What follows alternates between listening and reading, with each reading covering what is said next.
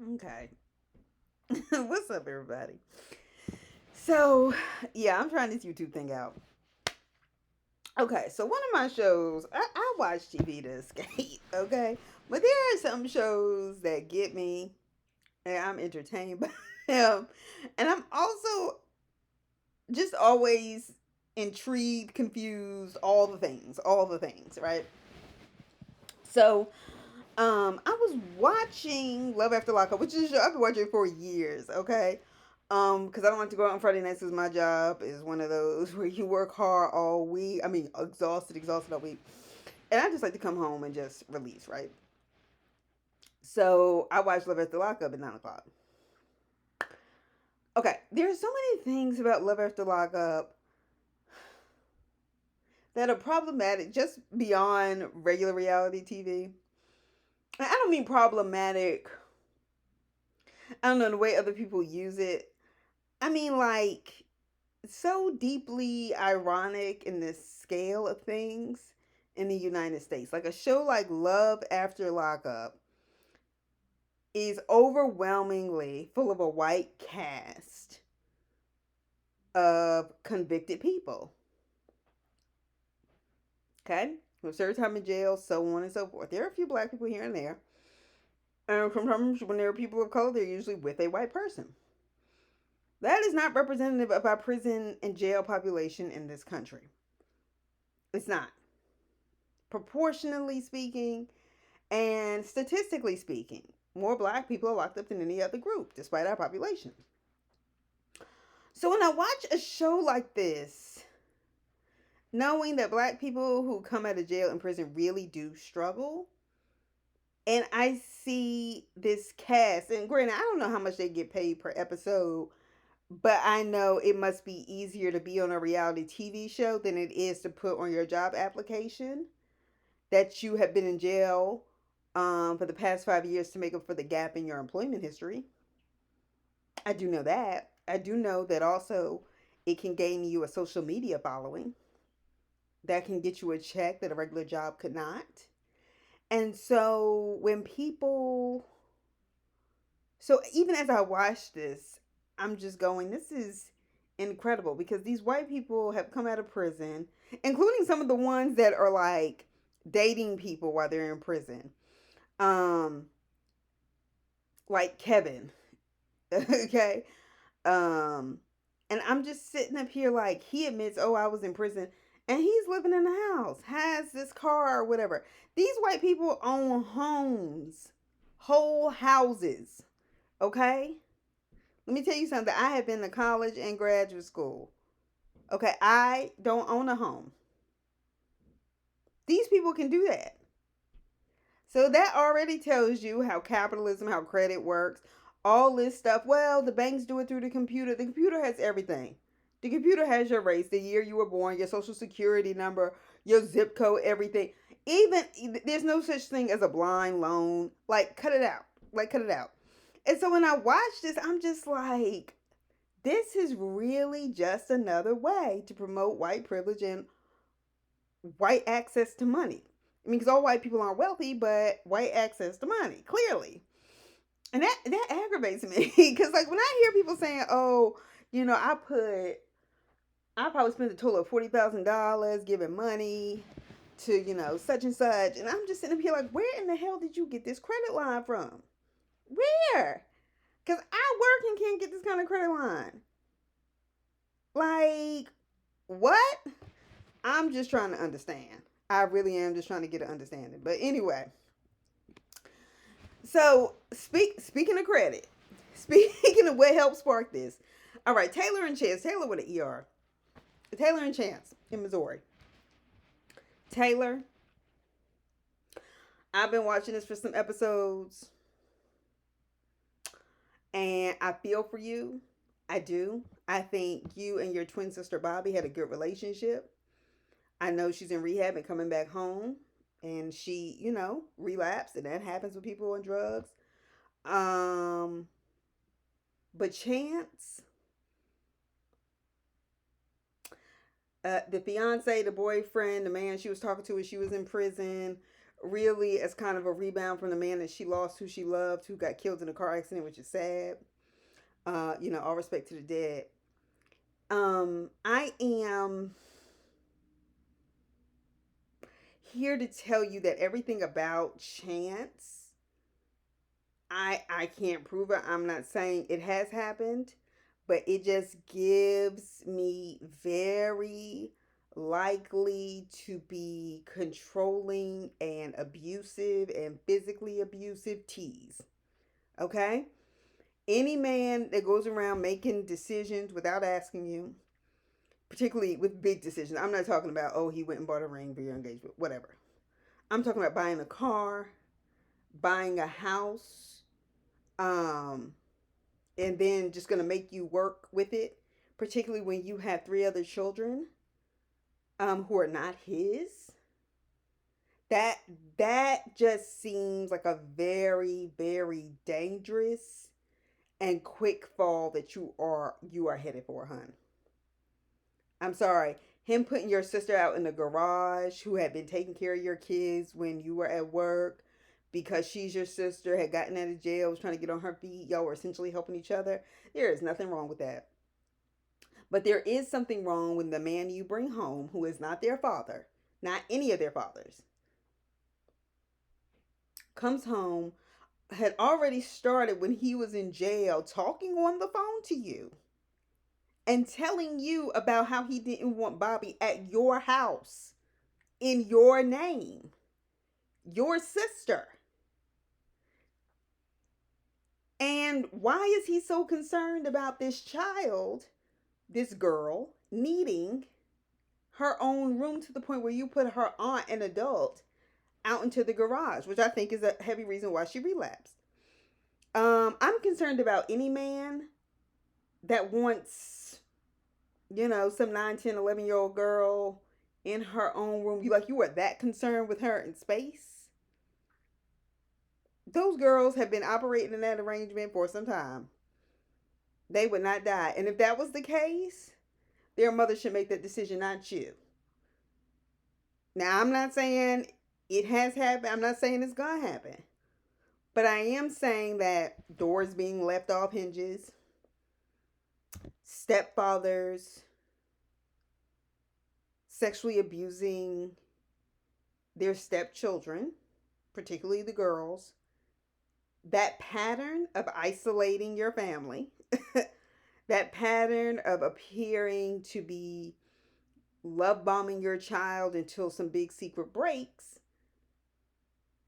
is not unique. And it's so not unique that I'm sitting here repeating to you a pattern from various things I've read from actual people, from psychological studies. um, and that's something you need to not only monitor, but honestly, baby girl, you need to end it.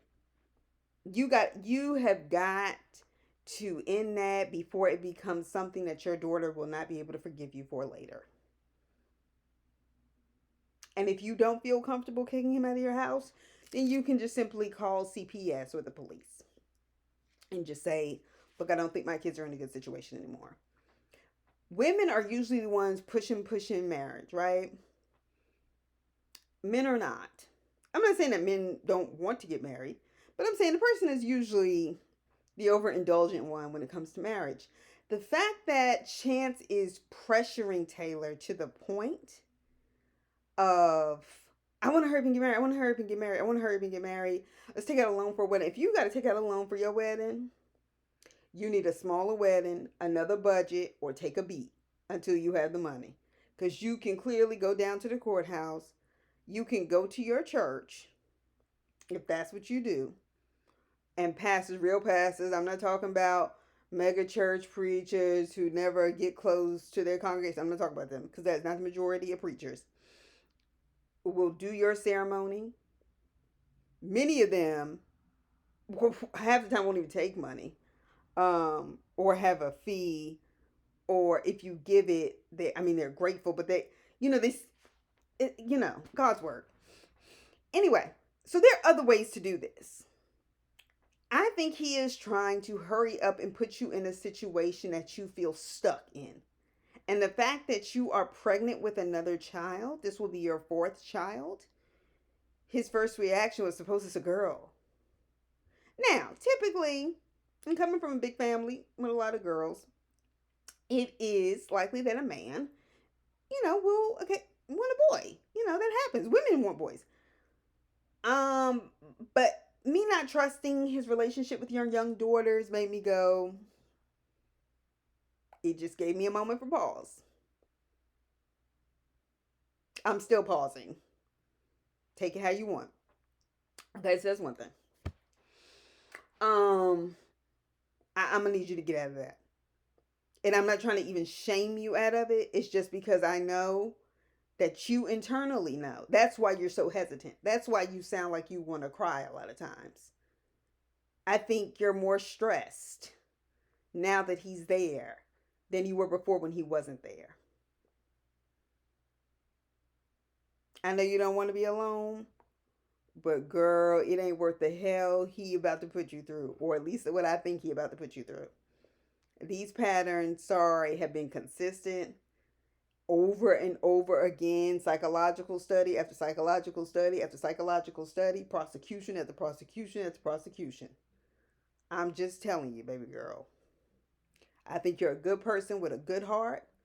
I know you can find somebody else, but you also have to protect and take care of your girls because they can't protect themselves. And chances already, even in that conversation where y'all were just kind of trying to clear up some stuff in the garage / Bobby's room, he was already gearing up for a hostile engagement with her. And I think that's a problem. I think it's a problem, baby. I really do. And I'm rooting for you, Taylor. I'm rooting for Bobby. I always want people's kids to be protected, but that's all I'm gonna say. Moving on to, since we're talking about marriage and people forcing it, Brittany and Ray. So Brittany. Let me tell you what I think about Ray. I think Ray is an example of somebody who, bless his heart, endured trauma early by losing his mother. He clearly did not come from a background, or at least what his father and stepmother have managed to do, along with his grandmother, has been to sustain, a very nice middle class lifestyle. I think he's just a definition of somebody who got caught up, who really needed a second chance, and I think he's a good guy. I really do. And I don't give a lot of people benefit of the doubt, but I think Ray's a nice guy. I think Brittany is actually very lucky. She's actually very lucky. I'll be honest. It is hard for me to say I've even ever met one Brittany that I liked.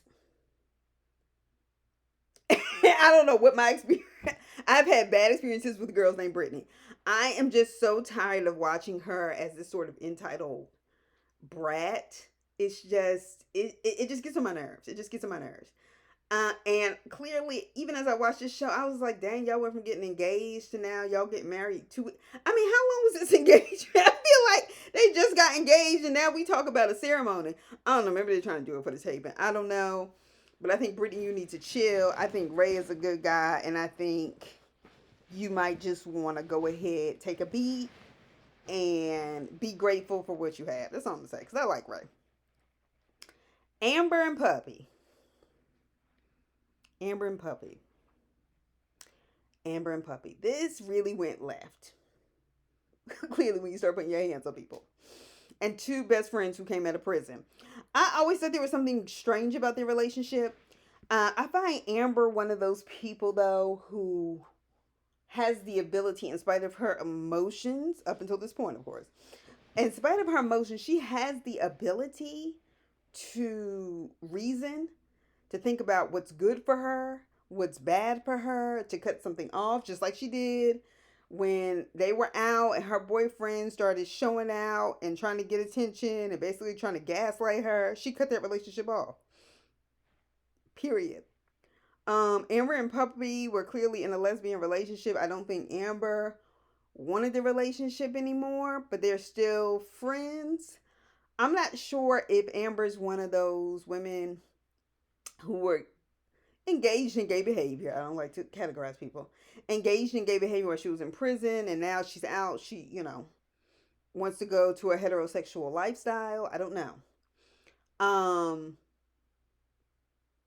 but the way in which, and any best friend would be angry when somebody is mistreating your friend in a relationship.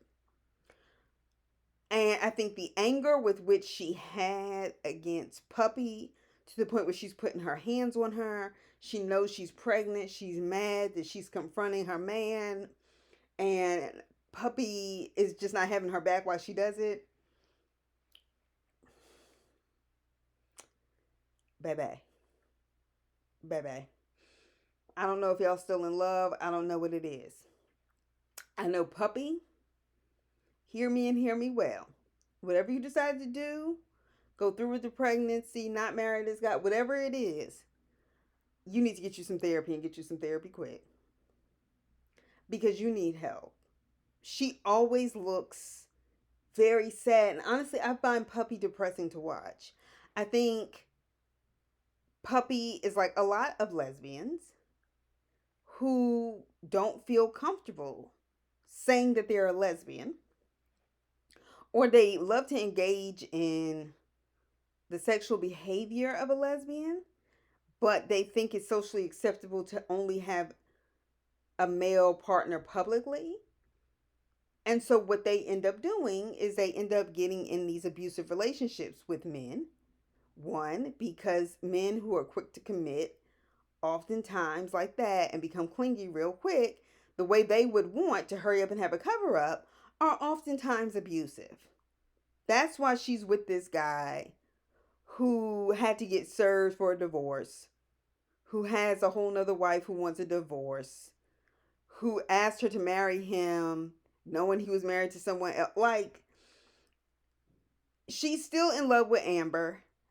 And then she tried to go and be in a heterosexual relationship. We've seen this before. I think women like, and this is not shade or disrespect. It's not. It's not, and I stand to be corrected. People like Meg the Stallion, who ended up in that relationship with Tory Lanez. And then she's on, Twitter and Instagram commenting on girls' pictures. I've always liked you and wanted a sexual relationship with you. I forget who it was with. And I was just like, and granted, she may be bisexual, but I think it's hard for her just to come out and say, that's what I think. That's what I want. Because she thinks the appearance of having a boyfriend is absolutely necessary. Cardi B, when Cardi B was on Love and Hip Hop New York, I'm not talking about her now as a married woman. I remember watching Cardi B, and the one thing, even though I was just kind of like, ugh, when I would see her on the screen, the one thing I liked about Cardi B was that Cardi B had a story. And not just any story. She told it, and she never told it like, yeah, I came from the streets. Yeah, I was in a messed up relationship. Look at me now. This, that. No, I felt like Cardi B had a real soft spot. And by soft, I mean very tender. Like, she put on to project a toughness that she needed to have in other parts of her life. And when she started saying that, she got fired from her job at the grocery store, ended up in a strip club, God bless her. Just trying to figure it out. So many young women do not live to tell that story. And that's why I like Cardi B, because I feel like Cardi B has a story. And she's real. And she has even said those words out of her mouth. I remember watching that Breakfast Club interview years ago when she was like, I've never gotten up here and tried to tell girls they should do what I did. And she was like, I've seen strippers tell young girls when they ask them, how much do you make in a night? What's the least amount of money you ever made? And they'll be like, oh, 500. She said, no, the least amount of money you ever made is nothing. And that is embarrassing. It's embarrassing to go to that level of exposure for something so intimate, something that belongs to you, and show your body and not get anything, even monetarily, for it. But I bring all that up to say, when she was on the show, she would talk about how she had threesomes and, she didn't mind having sex with girls, this, that, and the other, but she always felt the need to have a boyfriend. I watched it on the show. Remember when she was in there, Tommy? um, then she was with Swift or something like that. Then one of the DJs from Hot 97, Self. Now she's, I mean, she's married to her husband, everything, and that's fine. But she ended up, when she was in that stripper situation, in a terribly abusive relationship with her boyfriend, as he lived with her mother. I mean, as he lived with his mother, who's obviously part of the problem, because clearly she screwed her son up at some age. That's why he has this hatred for women. She's stripping and working. He's taking her money. He can say he's her boyfriend, but he's clearly, in one way or another, if he's taking her money and not working, and she's supplying the household with things, and he's abusing her and deciding where she can and cannot go, he's pimping her out. Now, she may not define it like that, and, I stand to be corrected, but I am saying that she probably didn't feel like she could have just a girlfriend. And that's not to say there's not abuse in same sex, same gender relationships, but I am saying there is something to that. And Puppy Girl, I see it in you. I don't know if Amber wants to be with you, but I think that you need to pull back. I don't care if you decide to have the baby or not. This relationship is no good and you deserve better. Moving on to people I ain't so sure deserve better. Okay. Kevin, Tiffany, and Kayla, this love triangle. Kevin, when you admitted to me, or to America, or to whoever was watching, that you had been in jail before and you have messed with inmates and you living in a house and have a car and have a job, it just screamed to me how white people are given second, third, fourth, fifth chances to prove themselves. And black people have to go through the ringer for a regular job promotion with a squeaky clean record, with a BA, with a master's, with a PhD. And trust me, I know. They have to do all this extra stuff to prove. For basic promotions, for a basic raise. And you get to live like this and you a criminal. You have been, an ex-con, but nevertheless. There are people who haven't done anything and can't live your life as a black person. And that's what it reminded me of. Tiffany, baby girl, you reap what you sow. When he punched that man out and then you came back and then decided you wanted to go with him, that was just... I get why you were more attracted to that, but that did not look good. Kayla, I keep trying to remember whether or not they have kids together or not. I don't know. But what I will say is I find it amazing that men, and Kevin is an example of this, how a man cannot take it when a woman cheats on them. They cannot take it. So much so that he may even still be in love with Kayla, but he feels it necessary to get her back for that pain and hurt she caused him. And I wonder what occurs to men when they don't realize that cheating happens to women all the time with multiple partners, no matter how hard they try. And then people are quick to gaslight them and call them crazy and bitter and this, that, and the other. Women actually have a reason to carry out that kind of hard shell. I don't want to be in a relationship, but I want to have sex with you. Women should actually, they'd actually be understandably more inclined to do that. That happens to you this once and you still not over it. And Kayla, honey, it is not a grown woman move. I do not appreciate the way you appropriate black slang, which you think is the black woman's aesthetic, and then it's giving real down home Texas. I want to be able to talk and sound black, but I don't want to live like them. You know what? Because I remember one of the episodes, I felt like she said the N-word. Okay. And it is not a grown woman move to be like, hey, babe, you in the shower. All you doing is proving that he can run through both of y'all at the same time. And Tiffany was right. Honestly, Tiffany has less to lose. She hasn't been invested in this relationship, and when she was in jail and invested in it, I mean, essentially, she wasn't invested in it. He was investing in her by putting money on her books.